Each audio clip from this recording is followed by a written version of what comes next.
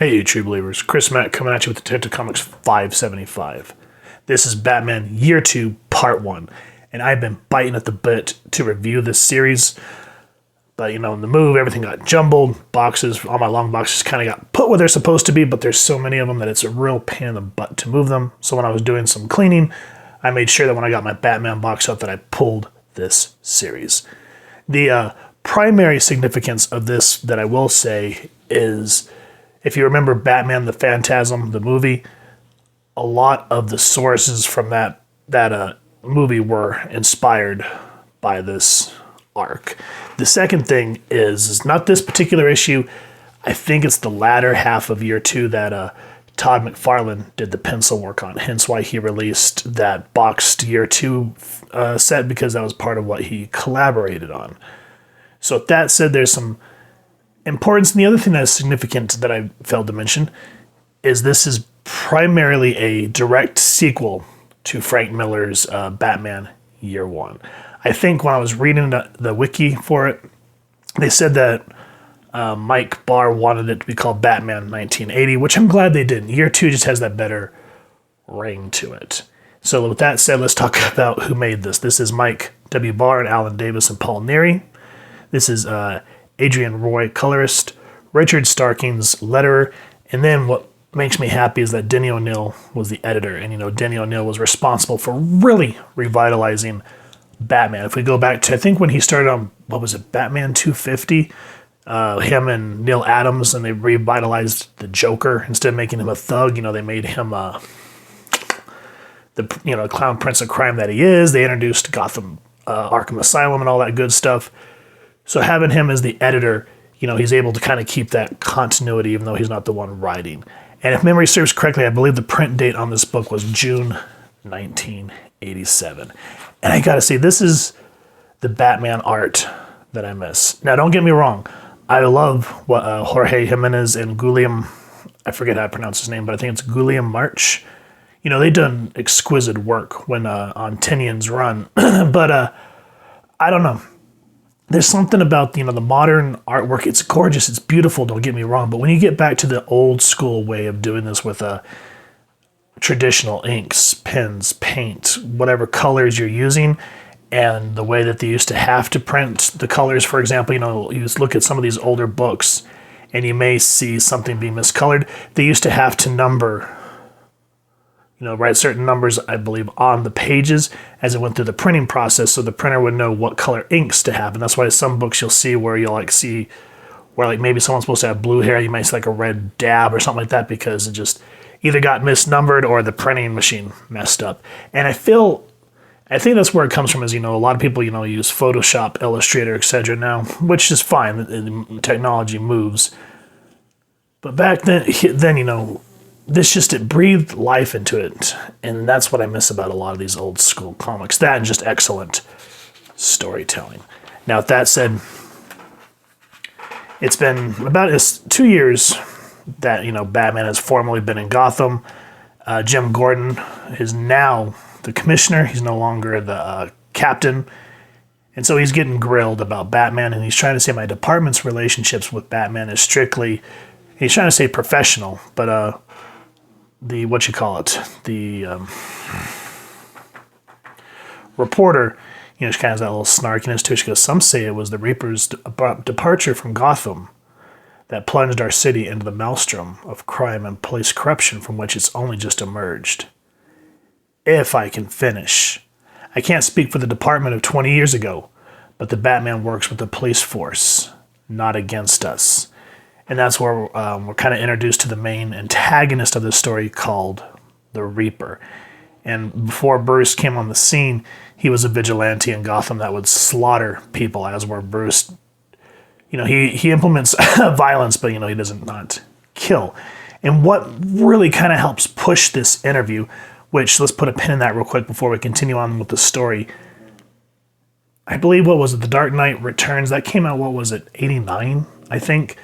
But I like how this very much feels akin to the paneling. If you guys remember in The Dark Knight Rises, or The Dark Knight Returns, blah, blah, blah, where You kind of have all these little snarky reporters kind of giving, their thoughts on the return of the Batman. And she just has that look, the smile, the way she's just kind of holding her pen like a cigarette. And you can just see that Gordon, he's just always been that no shit taking kind of guy. And I love that he's really shutting her down. So yeah, I just love these Frank Miller vibes that I get from these panels. Now, with that said,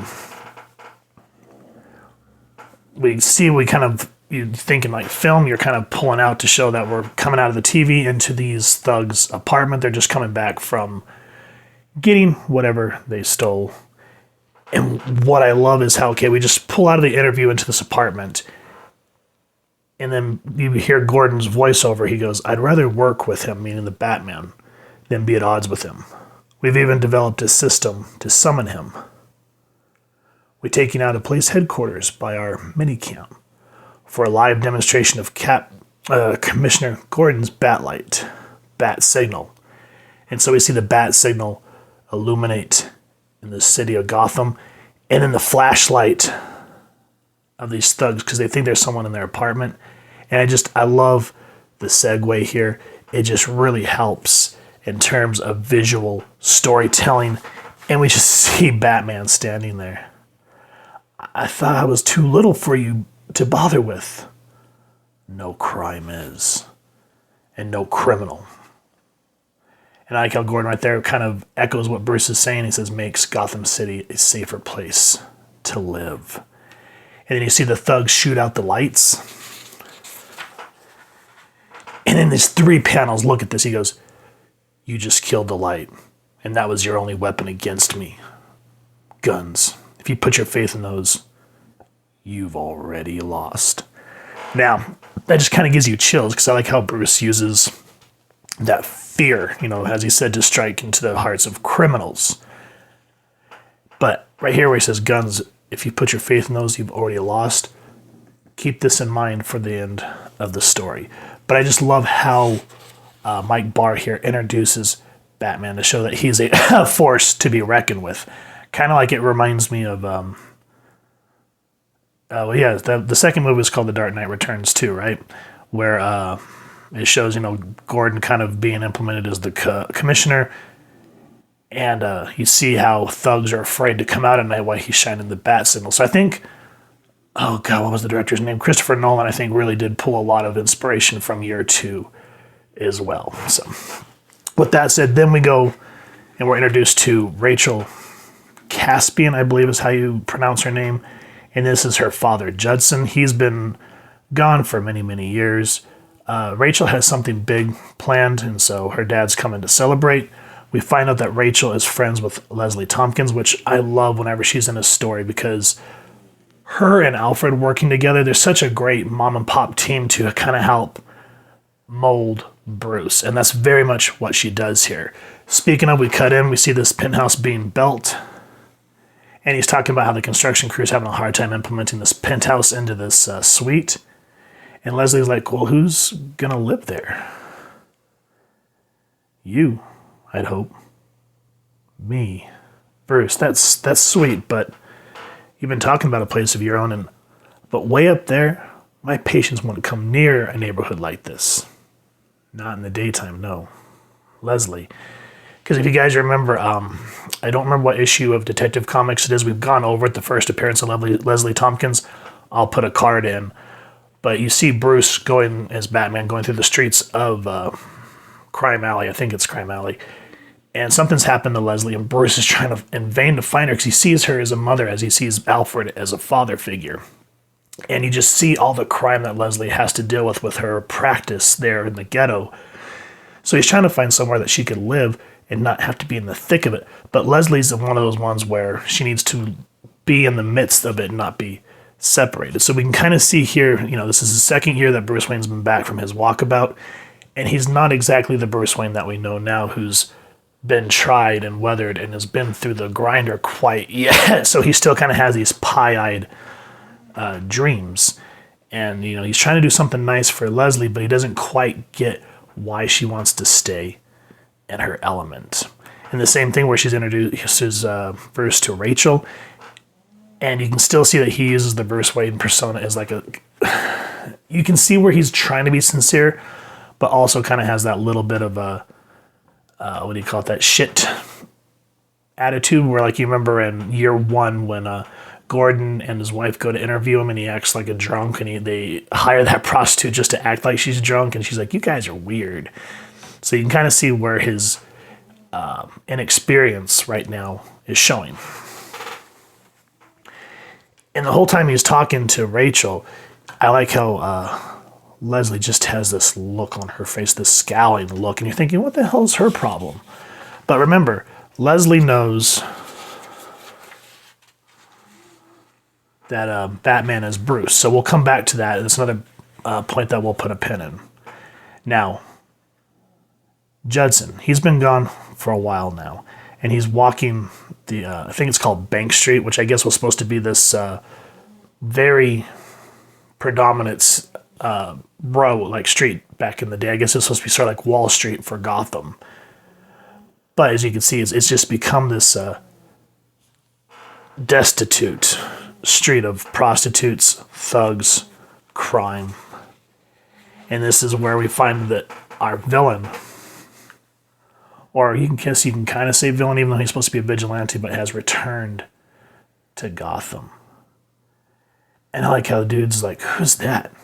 You do not know me, for I assumed my work done. But I know now my work is never done. Who am I? To know me is to know fear. Fear the Reaper. And I love this show Don't Tell, where the Reaper just tears through these guys. Yeah, there's times where, you see a little bit of gratuitous violence and you're like, yeah. But then there's times like this where the silhouette, the flashing of his scythe, and just kind of like the red in it. Granted, back in the day here, this was, I believe the comic code was still, the comic code was still in effect. So they couldn't show what they show now, but this is masterfully done in the panels. And the same here where, you don't have to show blood and violence and guts, but the fact that he takes out these thugs that were going to kill or to rob God knows what else to this woman. And he's like, you have naught to fear. Tell the world that the Reaper is returned and will save the city with its consent or without.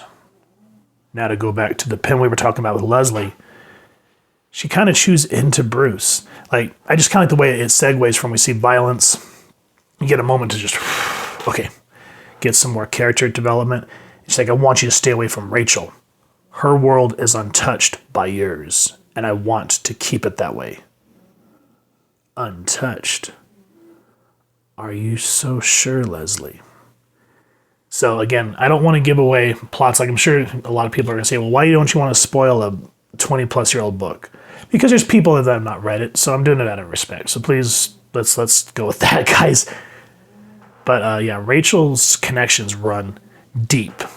And I just kind of like the segue of how Leslie's saying, I don't want you to, I want her to stay untouched from your world. And then we see the bat signal.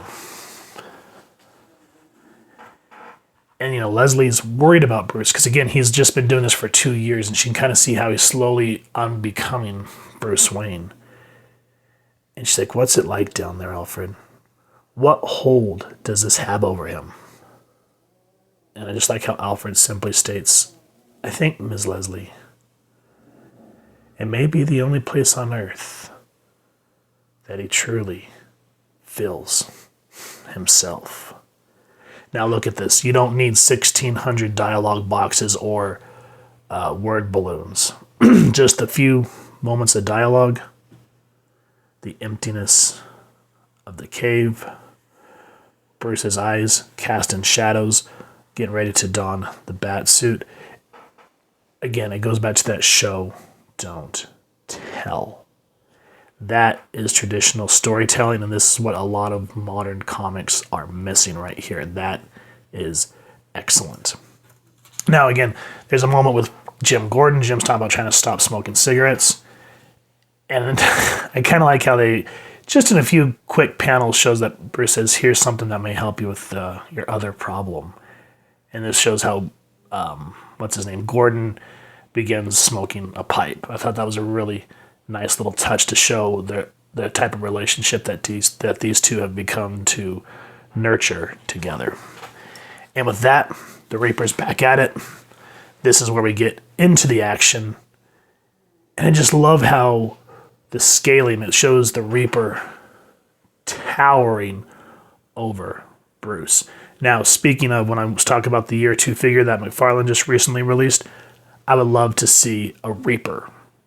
Not like the animated version, because I will say the McFarlane versions, the animated shows, I don't like those. But if they did like a full-on tall Reaper, like based on this design, to go with the Year 2 Batman, that would be the bee's knees.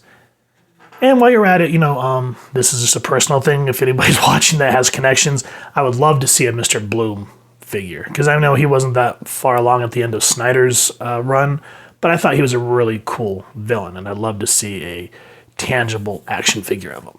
So with that said, let's continue on. And again, I was talking about Bruce's inexperience. He thinks, he's gotten a little over, cocksure about himself. But the Reaper, he has almost 20 years in the past, and then however many, so let's just say about 30 plus years experience on the Dark Knight. And Bruce gets his ass kicked. I love that it shows that our hero didn't save the day in the first issue. And there's a very poignant moment when he's talking to Leslie about going out into the nights. I don't want to give it away, but it has a very quiet moment with Alfred, Leslie.